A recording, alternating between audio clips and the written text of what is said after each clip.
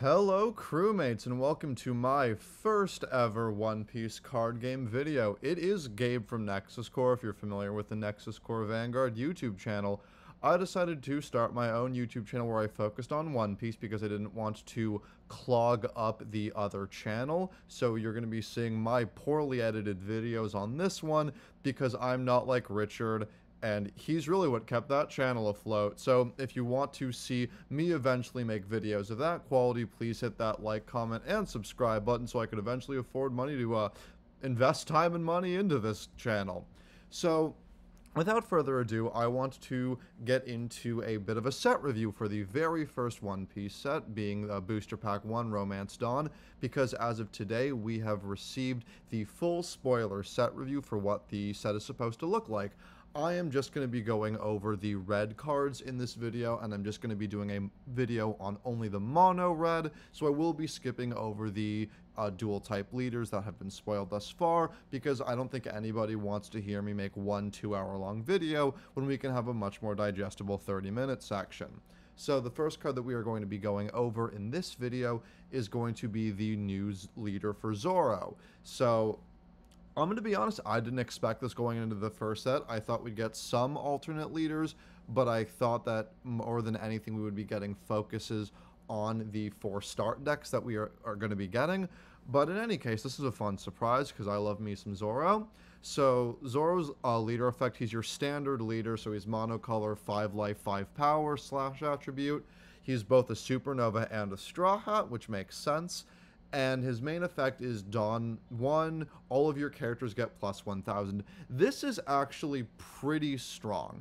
It isn't insanely strong, but I think it really makes for a very solid aggro game if you really like playing a very strong red deck win kind of strategy. Being able to pump up all of your team for a single Dawn is something that I don't think we should be underestimating, and I think this is really going to make for a good leader, especially down the line. But it kind of, a lot of it of course depends on the strength of the red characters that we have, but fortunately I think a lot of them do have what it takes to keep this Zoro afloat. As I said, I'm going to be skipping over our 2 red and green leaders, which is a bit of a spoiler for the future if you have not seen the set review yet. So the first in the new set is going to be Usopp, who is a cost 2, power 3 range type. He has counter 2000, which I'm very prone to forgetting the counters, so that's definitely a good number to have 2000 on.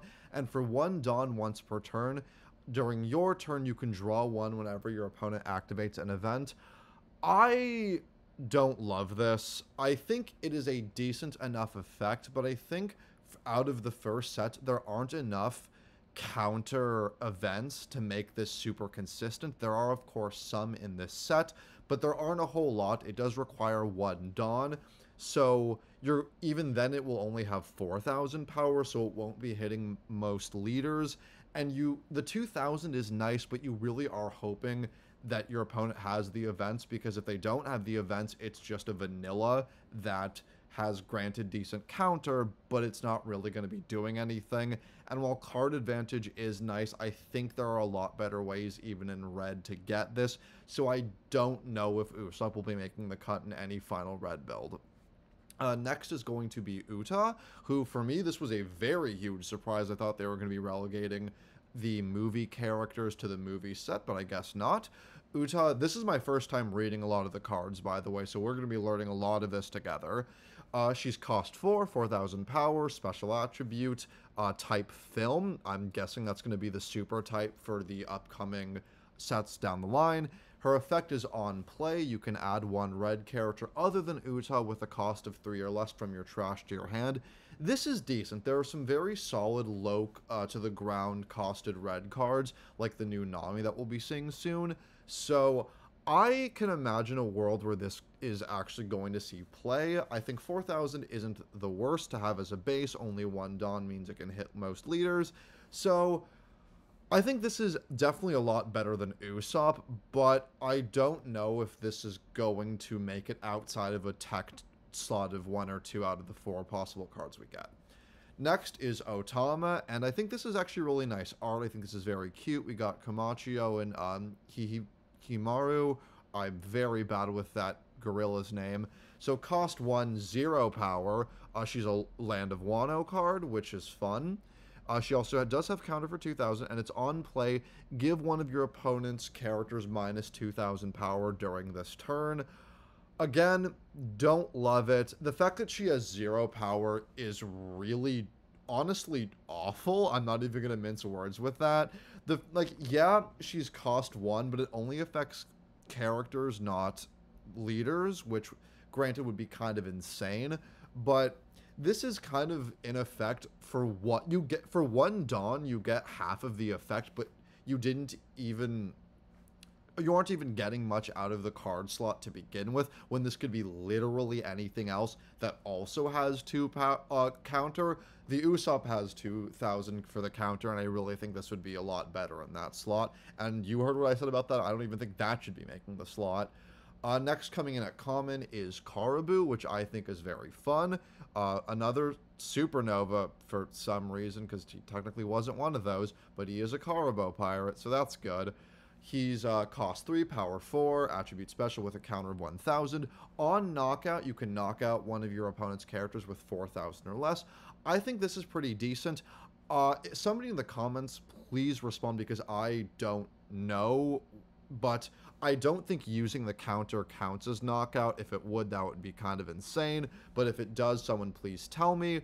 But this is decent. I think on knockout effects are a little bit overrated this early in the game, because he doesn't have much going for him. 4,000 power, of course, isn't bad, and in the late game when you have most of your Dawn out, it could hit decent numbers, but this is the kind of thing that you could just as easily avoid hitting to begin with. So I'm not super impressed. The Suicide Pact of you losing a 4,000 and them losing a 4,000 is good, but I'm not that impressed with the card. Next, we have Cavendish, and this is beautiful art. It's stuff like this that gets me excited for the game and gets me disappointed when we just have screenshots of the anime stills, because this is just beautiful art. Not even just because Cavendish is beautiful, but he's a cost 4, 5,000 power. He's also a supernova and a beautiful pirate. I guess anybody connected to Luffy could count as a supernova, but he's on play. You can add 1 card from your life to your hand, and it gets Rush. So this really embodies, I think, a lot of what Red is doing. You do lose 1 of your life, so I really doubt you're going to want to play this in any of the multicolored strategies.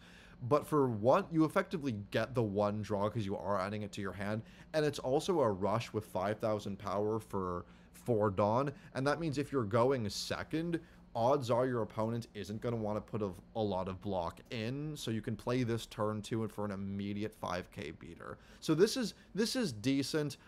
I'd probably put it in the upper tiers of what we've seen this far, but again, I'm personally somebody who does not like losing life for card advantage, especially when you only start with 5 at most, so this is a dangerous card, but I wouldn't write it off just yet. Red is not going to be my color if anything that I've been saying is speaking to any of you. Next, we have Carrot, who she basically is just a start deck card. 2 Dawn cost, 3,000 power, counter 1, trigger, you can play it. She's a mink. I'm pretty sure this is in most of the start decks, at least something like this. Again, this is pack filler. It's a common. Next, we have Kamachio, who I actually really like this art. I like the color palette they use. It's another vanilla 1 drop, 3,000 power with counter. This is just the Karu and the red art deck, so nothing to write home about. The uncommon is Gordon from also the film, another surprise with Uta. So cost 2, power 3, wisdom attribute. I need to get a list of these attributes because there are a lot of wild ones on here. Film type as well. Its effect is on play. You can put a card from your hand on the bottom of your deck and draw 1, and it has counter 2,000. This is actually not that bad, especially because of the 2,000 counter. The stats are, I think, what we have come to expect from a cost 2 or 1. As well, being able to cycle a single card isn't phenomenal, but if you have any dead draws, you could potentially get something better out of it. As well, if you are playing a deck that has multiple stages down the line, when we have more stages, you can put a stage in your hand if you already have one in the field to get that draw. this is not a bad card. I am a decent fan of Gordon, especially in the early stages of the game where even simple break-evens like this can be useful. Then another common is Sai, cost 2, power 4, counter 1, slash attribute, Hoppo army. Pretty vanilla. This is a thing we come to expect as a generic card, but next we have Sanji, our first rare, I believe, that we've looked at thus far, who's cost 2, power 3, counter 2, who's just a Straw Hat. So his ability is active during the main phase. Once per turn, you can add a card from your life to your hand, and this gets power 2000 during this turn. Then you can give it up to 2 Rested Dawn cards. This is a strict upgrade from the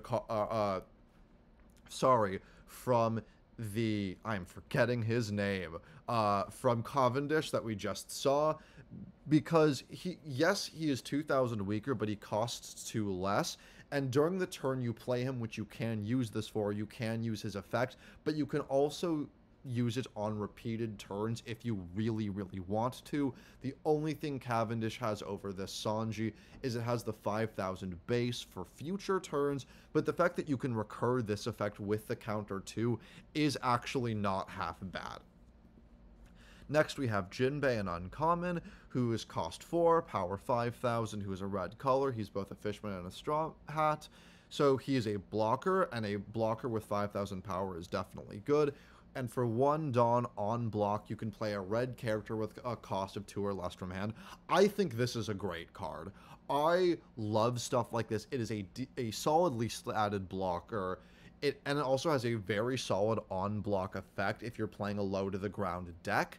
And you just get to play it for free if you have anything unleft. And I think this is a very solid card, even just for being a 5000 power blocker. Next, we have Tony.Chopper, another uncommon, Dawn 1. When attacking, you can trash a card from your hand to add a Straw Hat from your trash other than himself with a cost of 4 or less to your hand. I think if you're playing a Straw Hat deck, this is a better Uta. If you're not playing a Straw Hat, you'd probably want to run. But for the 3 cost, 4 power, and 1 counter, but also the ability to repeatedly recur cards from your trash, I think makes this for a solid card that you're going to want to run. Next, we have Nami, the rare. On play, check top 5, reveal a Straw Hat, and add it to your hand, and then place the rest at the bottom of your deck in any order. This is a 1 cost power 2 counter 1. This is phenomenal. This is easily a card you're going to want to max out on, because going turn 1, you can just play this out, and if you're the second player and you open 2 Namis, or you can just play 2 Namis and immediately go +2. This is a phenomenal card. The fact that they put the counter on this, even if it's 1000, is really icing on the cake. This is a phenomenal card that cannot be understated how useful this is. Next is going to be Nico Robin, 3 cost, power 4, counter 1. Dawn 1, when attacking, knock out one of your opponent's characters with power 3 or less. This is pretty solid. This is an effect that we've normally been seeing in purple thus far, and dropping a card with 3000 power isn't the biggest number to be able to hit, but giving it the Dawn means it's at 5000, which means it can hit leaders and also bring out another creature with it. So this is definitely a solid card just for some control if you're playing a beatdown deck. I think this is a card that you're also going to want to take a look at if you're playing any red strategy, especially one that involves Straw Hats, because this is a card that's searchable off of Nami. Next is going to be Hyogoro, who is a cost 4, power 6, counter 1. This is a pretty generic vanilla stat that we've been seeing. This is like the Franky and the Straw Hat start deck. Nothing really to talk about here. You have the common for Bartolomeo, who's cost 2, power 2, counter 1, a special type, who's a supernova and a Bardo Club Pirate. They are really being generous with what counts as a supernova here. Bartolomeo is a blocker, makes sense with a Bari Nomi, and with 2 Dawn during your opponent's turn, it gets an additional 3000 power. This isn't amazing. This is, of course, a thing you're going to want to use as a blocker, but like we saw with Jinbe, that's already a 5000 power blocker. This only costs 2 to bring out, but you have to keep giving it the 2 Dawn every turn to make it a 5000, and it will probably end up dying anyways. This is a card that you're probably not going to run, because while it can do it early, other cards really just do what it wants to do better. Next is Hyogoro, who is a cost 2, power 3, counter 1, a strike attribute from the land of Wano. Active during the main phase, you can rest this character to give your leader or one of your characters an additional 2,000 power during this turn. I actually like this. Basically, it is a effective plus 2,000 every turn. So on the turn you play it, it is a break even in terms of Dawn value because you are playing 2 to get it out. But assuming that Hyogoro makes it into later turns, it is a free 2,000 every turn. It isn't an insane buff, but it does seem like it will go in the route of kill on sight because doing 2,000 every turn can spiral out pretty quickly. So I think Hyogoro does have some potential with coming with him. Next is Franky, cost 3, power 4, ranged attribute, and just a Straw Hat. Dawn 1, it can also attack your opponent's active characters. This is solid. I think this is a thing that is definitely worth looking at. There are a lot of strong characters in other colors that do not have Rush. And while Franky doesn't have Rush, being able to hit things that you know are going to be a problem before they get the chance to be a problem is definitely something that's worth looking at just an uncommon as well. Next is another uncommon for Brook, who is a cost 4 / attribute, power 5, counter 1, Straw Hat, crew, who for 1 Dawn, when attacking, you can give up to 2 of your opponent's characters -2 during this turn. I think this is kind of a strictly better version of the Otama that we looked at because it has solid stats. It's a 4 power 5,000, which is something that we've come to expect from cards that have effects. And this is not a bad effect, especially if you want to go after a problematic character or because red runs a lot of weak, low to the ground creatures. You could potentially make it so that even a 1 or 2,000 character like Nami could hit something of low power that you reduce even further. So yeah, I think this is a decent card worth looking at.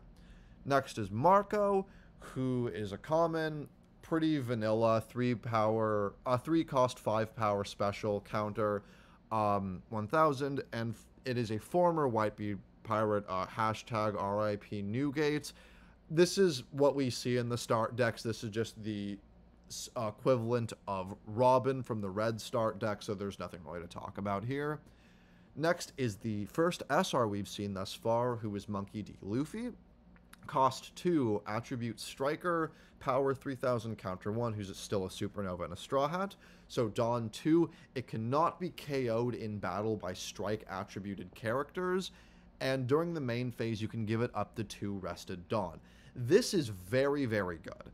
This is not a rush card, of course, but it's a card that a lot of the red start deck cards look at things that can give rested Dawn, so you can play this and give it the Dawn just for the protection. You can play, and in future turns, you can play any other bigger creature and then use the 2 Dawn that you paid to play that card, put it under Luffy, and then attack. And then unless your opponent has a non-strike attributed card, it makes it hard for them to deal with this. So this is a solid card. It's low cost that can easily get higher because it lets you put on rested Dawn to it. So it hits the 2 cost, but so it's an effective 2 cost but 5,000 power on later turns. So this is definitely a solid card worth looking at, and they even threw in a 1,000 counter just to make it extra special. Next is the Zoro SR, which is the second one that we've seen thus far. Cost 3, attribute / power 5, a supernova and a Straw Hat. It's simply a rush. This is very good.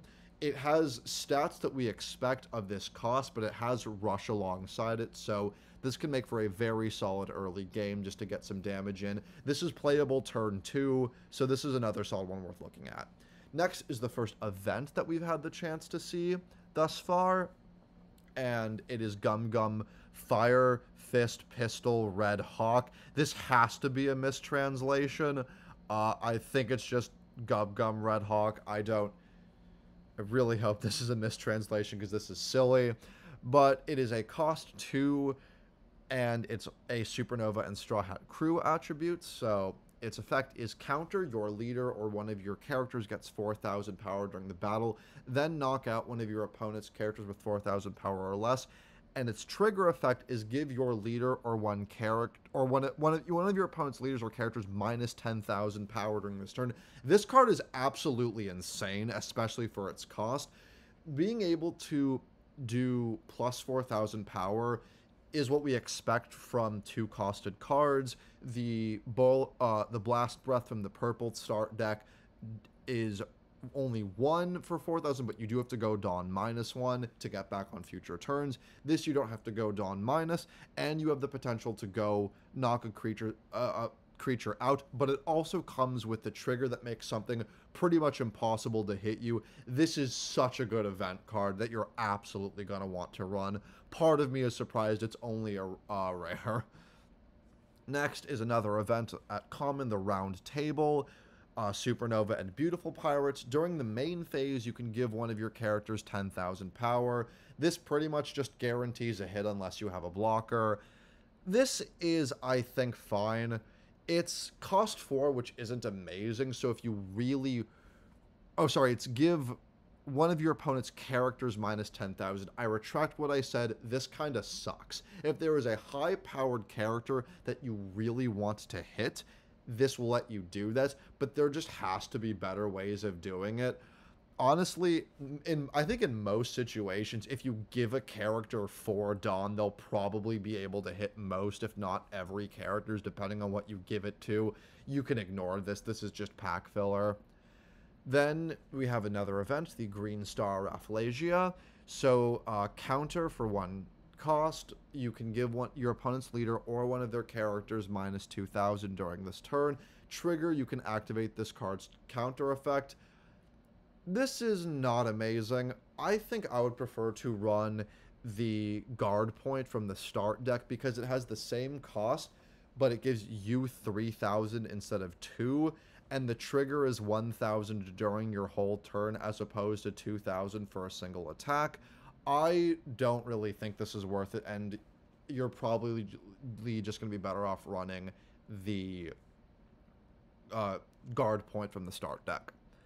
Next is the Franky Radical Beam, an uncommon event card for 1 cost. You can counter your leader or one of your characters gains 2,000 power. Then if you have 2 life or less, it gets an additional 2,000. As well with the trigger, your leader or one of your characters gets 1,000 during the rest of the turn. This is another very, very good one. It might compete with the other one that I had mentioned previously.